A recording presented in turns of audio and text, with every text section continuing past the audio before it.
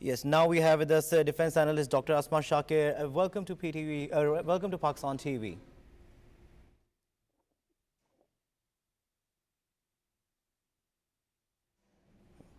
Hello. We have dropped the line right now uh, as we were talking about that the law enforcement and the intelligence agencies have apprehended a fisherman Ijaz Mullah working for the Indian intelligence.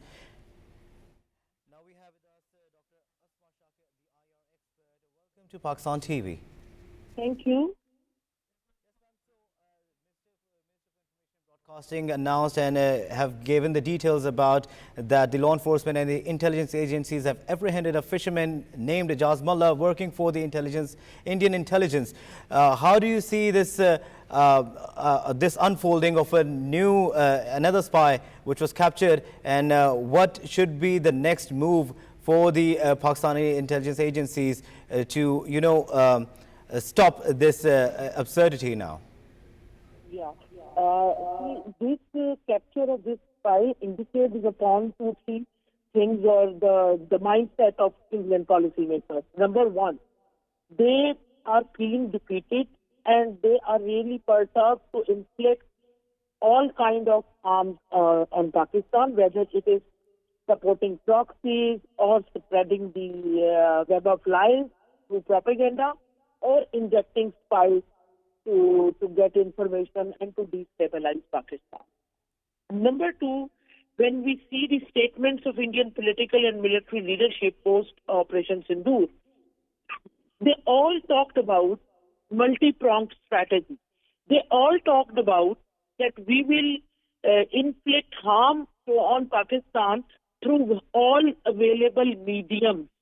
So this find is one of the capacity of Indian intelligence agencies has really diminished, because starting from Kulbhushan Yadav, a commissioned officer who was apprehended and is in Pakistan custody, they have now resorted to capturing common poor fishermen from the high seas and then taking them into custody and using them for such operations.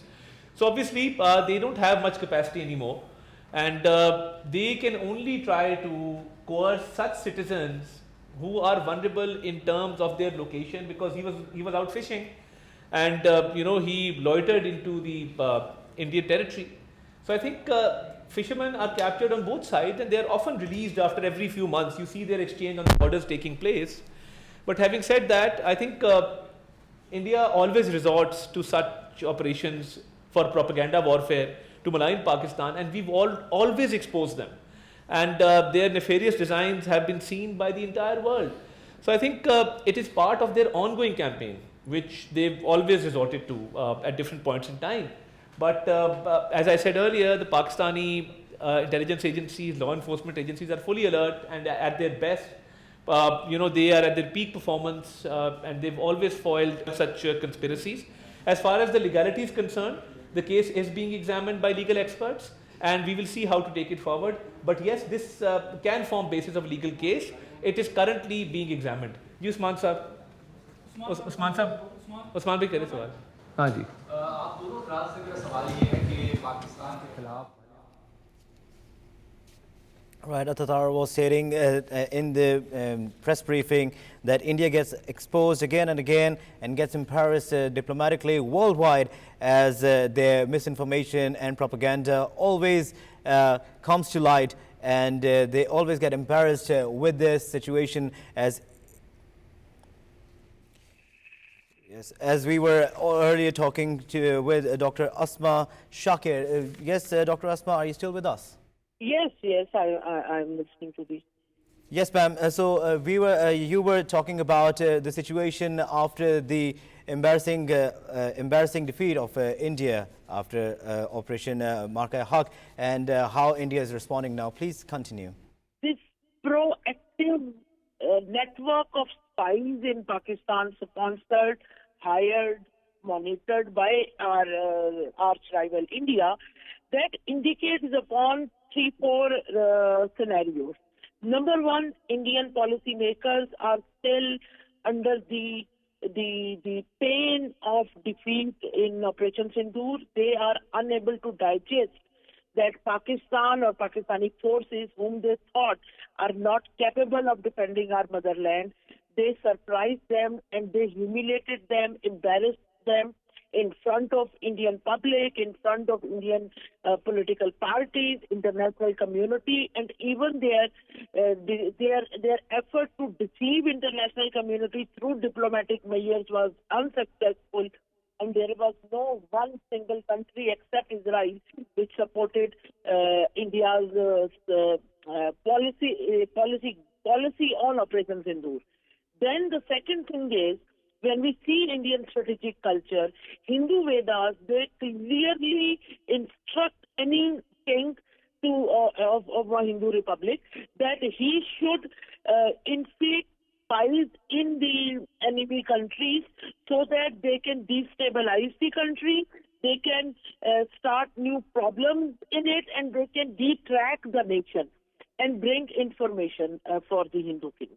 And above all, after their humiliating defeat in Operation Sindoor, all Indian policymakers and military leaderships during their various statements and speeches clearly stated that now we will start multi-pronged warfare against Pakistan. Through this term multi-pronged warfare, they mean that warfare through forces, we call it kinetic warfare in our strategic terms. Then war with those elements which can inflict harm, but they are not armed, like spies, like proxies, and all those things.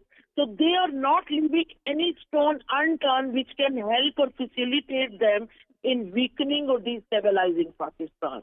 This network of spies also means they are very keen to know what is happening in the important institutions in Pakistan. And this is the time when Indian forces have started 3 military exercises parallel in 3 different regions bordering Pakistan. So what does it mean?